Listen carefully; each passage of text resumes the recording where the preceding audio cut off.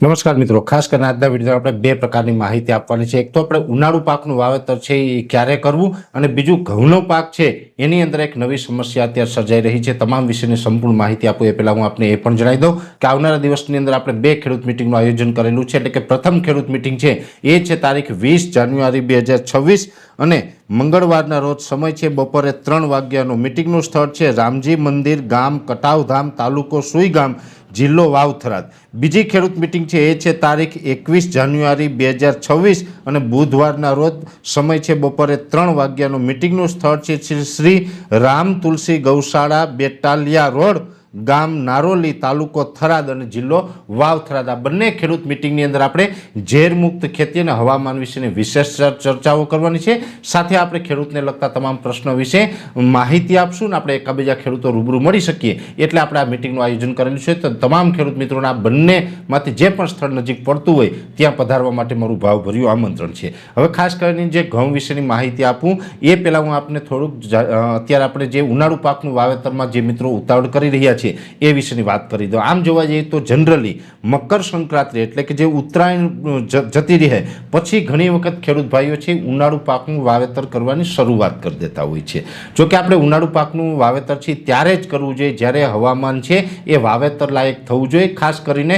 ઠંડી પડવાનું બંધ થઈ જાય, તીવ્ર ઠંડી નહીં પણ તાપમાન છે થોડુંક ઊંચું આવે ને સામાન્ય ઠંડી થઈ જાય ત્યાર પછી આપણે વાવેતર કરવાનું હોય. મોટા ભાગે એવું બનતું હોય છે કે ઉત્તરાયણ જાય પછીથી આપણે તાપમાન છે એ ઊંચું જાય અને ઠંડીમાં ઘટાડો થઈ જતો હોય છે. આ વર્ષની વાત કરવા જોઈએ તો આ વર્ષે દરેક ખેડૂત ભાઈઓને મારી એક વિનંતી છે કે આ વર્ષે જાન્યુઆરી મહિના દરમિયાન કોઈ જ પ્રકારના ઉનાળુ પાકનું વાવેતર કરવાની કોશિશ આપણે ન કરવી જોઈએ. કેમ કે એવું કરશું તો આપણે જર્મિનેશનમાં પ્રોબ્લેમ આવી શકે. કેમ કે અત્યારે પણ જો ઠંડીનો માહોલ ચાલુ છે અને હજુ આવનારા દિવસની અંદર તીવ્ર ઠંડી પડવાની છે. એમાં પણ ખાસ કરીને 25 જાન્યુઆરીથી 31 જાન્યુઆરીનું સેશન હશે એમાં તો ખૂબ તીવ્ર ઠંડી પડે તેવી શક્યતાઓ છે. એટલે અત્યારે જો આપણે વાવેતર કરીએ તો ઉનાળુ વાવેતર ઉપર અસર પડશે ને ક્યાંય ને ક્યાંય આપણે નુકસાન જશે. એટલે આ વર્ષે શિયાળો લાંબો ચાલવાનો છે એટલે ઉનાળુ પાકનું વાવેતર કરવામાં હજુ રાહ જોવી, ઉતાવળ ન કરવી. ઉનાળુ પાકનું વાવેતર કરવું હોય તો 10 ફેબ્રુઆરી પછી કરવામાં આવે તો આપણા માટે યોગ્ય હવામાન રહેશે, જેની દરેક મિત્રોએ નોંધ લેવાની છે. હવે બીજી વાત કરવાની છે ઘઉંની. આમ જોવા જઈએ તો ઘઉંની વાત કરતા હોય ત્યારે મોટાભાગના ખેડૂતોના મગજમાં એક જ વાત હોય છે કે ઘઉંમાં આપણે કશું કરવાની જરૂર નથી, એમાં દવા છંટકાવ કરવાની જરૂર ના હોય. અને એ પણ સ્વાભાવિક છે કે અત્યાર સુધી જે રેગ્યુલર આપણે વર્ષોથી ઘઉં વાવતા આવ્યા છે એમાં આપણે કોઈ જ પ્રકારના ફૂગનાશકના સ્પ્રે નથી કર્યા, કેમ કે આપણે જરૂર નથી પડી. પણ આમ જોવા જઈએ તો અમુક સમયે એમાં બદલાવ આવતો હોય તો અમુક સમયે આપણે પણ અપગ્રેડ થવું પડતું હોય છે.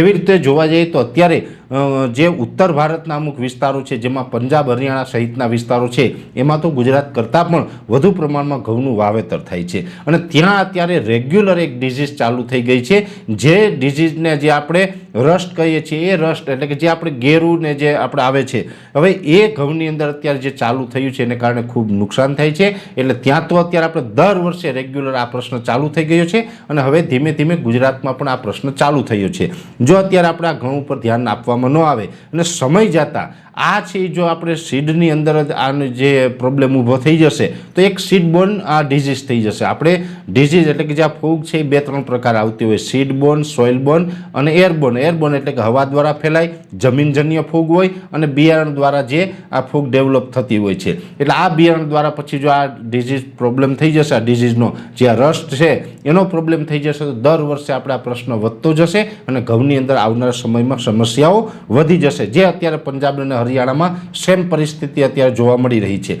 એટલે અત્યારે જો ઘઉંની અંદર આ ગેરુ રાતળ જેવું આપણે દેખાતું હોય તો એની અંદર આપણે કોઈ પણ કંપનીની દવા છંટકાવ કરો તો એની અંદર કોઈ પણ જે આપણે ઝોલ ગ્રુપ અથવા તો સ્ટ્રોબિન ગ્રુપની દવા હોય એનો છંટકાવ કરી શકાય. તમે કોઈ પણ કંપનીને લઈએ, દાખલા તરીકે સ્ટ્રોબિન તો કે એઝિસ્ટ્રોબિન છે, બીજી પણ જેની પાછળ જે કન્ટેનની પાછળ સ્ટ્રોબિન આવતું હોય એવી દવાનો તમે છંટકાવ કરી શકો. ઝોલ ગ્રુપની અંદર તમે જોવા જઈએ તો ડાયફેનાકોનાઝોલ છે, હેક્ઝાકોનાઝોલ છે, ટેબુકોનાઝોલ છે, પ્રોપિકોનાઝોલ છે. આ બધું જે ઝોલ ગ્રુપ છે એ પણ તમે છંટકાવ કરી શકો છો. એટલે ઝોલ ગ્રુપ મોટાભાગે જે પાવડી મિલ્યો આવે છે એની અંદર પણ આપણે એનો વપરાશ કરતા હોય ને આની અંદર પણ આપણે વપરાશ કરી શકાય છે. એટલે ખાસ જે મિત્રોને અત્યારે ઘઉંની અંદર જો આ રીતનું ઘેરું જેવું દેખાતું હોય તો ઝોલ ગ્રુપ અથવા તો સ્ટ્રોબિન ગ્રુપ છે એની અંદર છંટકાવ કરવો જો વ્યવસ્થિત 1 થી 2 છંટકાવ કરવામાં આવે તો આને આપણે રોકી શકીએ છીએ. અત્યારે ગંભીર સમસ્યા નથી, પણ સમય જતાં આપણે ધ્યાન નહીં આપવામાં આવે ને જો આ બિયારણની અંદર જ આ ડિઝીઝ પછી ડેવલપ થતી જશે તો આવનારા સમયમાં પંજાબ હરિયાણામાં જે અત્યારે પ્રશ્ન છે